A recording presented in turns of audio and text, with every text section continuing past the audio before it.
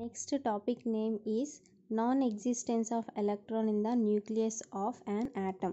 అంటే ఏంటంటే ఒక atom తీసుకున్నప్పుడు atomలో మనకి ఏముంటాయి, న్యూక్లియస్ ఉంటుంది. ఆ న్యూక్లియస్లో మనకి ప్రోటాన్స్ న్యూట్రాన్స్ ఉంటాయి. So electrons are revolving around the nucleus. So ఇక్కడ ఏమవుతుందంటే ఈ ఎలక్ట్రాన్ అనేది ఈ న్యూక్లియస్లో ఎగ్జిస్ట్ అవ్వదు అనేది మనం ప్రూవ్ చేయాలి. So according to Heisenberg uncertainty principle, non-existence of electron in the atomic nucleus. Okay, so we already know about radius of the nucleus. Radius of the nucleus ఎంత ఉంటుంది మనకి 10 to the power of minus 14 meters ఉంటుంది. So the whole దీన్నే ఎట్లా represent చేసుకుంటాం అంటే the nucleus should be equal to the diameter of the nucleus. So ఇక్కడ ఏం చేస్తామంటే position inside the nucleus.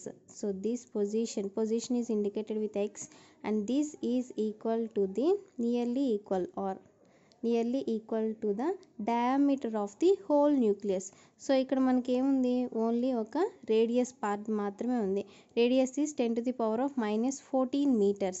So మనకి టోటల్ డయామీటర్ కావాలంటే ఏం చేస్తాం, 2 into 10 to the power of minus 14 meters చేస్తాం. Okay, from Heisenberg principle, according to Heisenberg uncertainty principle, delta x into delta p equal to h by 2 pi. Okay నా, h by 2 pi. దీని నుంచి మనకి delta p find out చేసుకోవచ్చు. Delta p ఎలా find out చేస్తాం, already we know delta x. So delta p equal to h అంటే Planck's constant.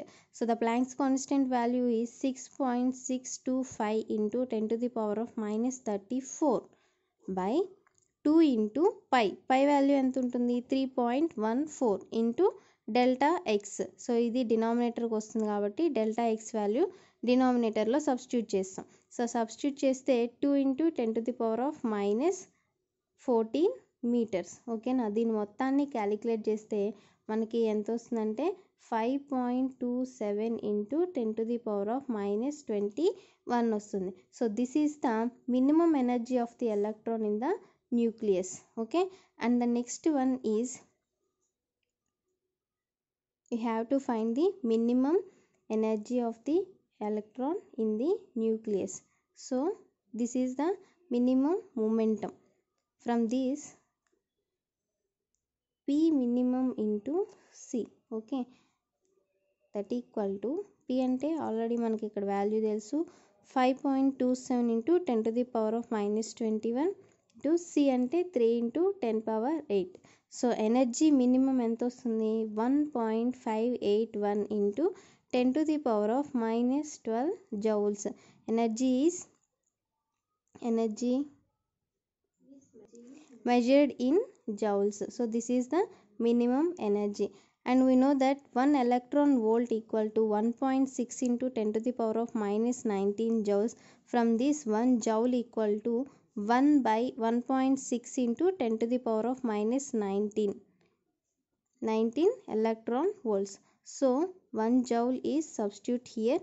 Then E minimum equal to, energy minimum equal to 1.581 into 10 to the power of minus 12 into 1 joule equal to 1 by 1.6 into 10 to the power of minus 19 electron volts. Okay, దీన్ని మొత్తాన్ని calculate చేస్తే మనకి టోటల్గా ఎంత వస్తుంది, 9.865 into 10 to the power of 6 electron volts వస్తుంది.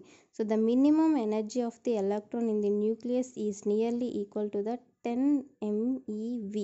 So 10 mega electron volts. So it must possess a minimum energy of about 10 MeV, but experimental result shows that the energy possessed by the electron in the atom is only 3 to 4 MeV. Okay, hence existence of electron in the nucleus is impossible. Okay, next uncertainty principle మీద base చేసుకొని మనకి కొన్ని problems ఉన్నాయి, 4 problems ఉన్నాయి. I will explain 1 problem. So మనకి position ఇస్తారు 4 into 10 power minus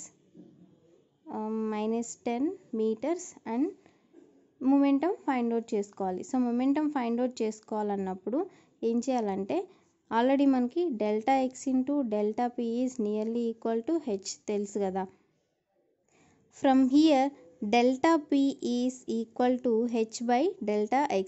So h is already 6.6 into 10 to the power of minus 34 joules by delta x అంటే 4 into 10 power minus 10 meters వస్తుంది. సో దీని మొత్తాన్ని మనం క్యాలిక్యులేట్ చేస్తే ఎంత వస్తుంది, nearly equal to 1.65 into 10 to the power of minus 24 kg meter per second. Okay, so this is the uncertainty in the momentum. So uncertainty position ఇస్తారు, position అంటే delta x. మనం అన్సర్టినిటీ మొమెంటం క్యాలిక్యులేట్ చేసుకున్నామంటే according to Heisenberg principle తీసేసుకుంటాం, దాని నుంచి delta పీని డైరెక్ట్గా find out చేస్తాం. Same మిగిలిన అన్ని క్వశ్చన్స్ కూడా అట్లాగే ఉంటాయి, ఒకసారి మీరే చూడండి. దీంతో మనకి సెకండ్ యూనిట్లో ఫస్ట్ పార్ట్ కంప్లీట్ అవుతుంది. సో సెకండ్ పార్ట్ అంతా డెరివేషన్ పార్ట్ ఎక్కువ ఉంటుంది. సో డెరివేషన్ పార్ట్ స్క్రోడింజర్ ఈక్వేషన్స్ మీద బేస్ అయి ఉంటుంది. ఓకే.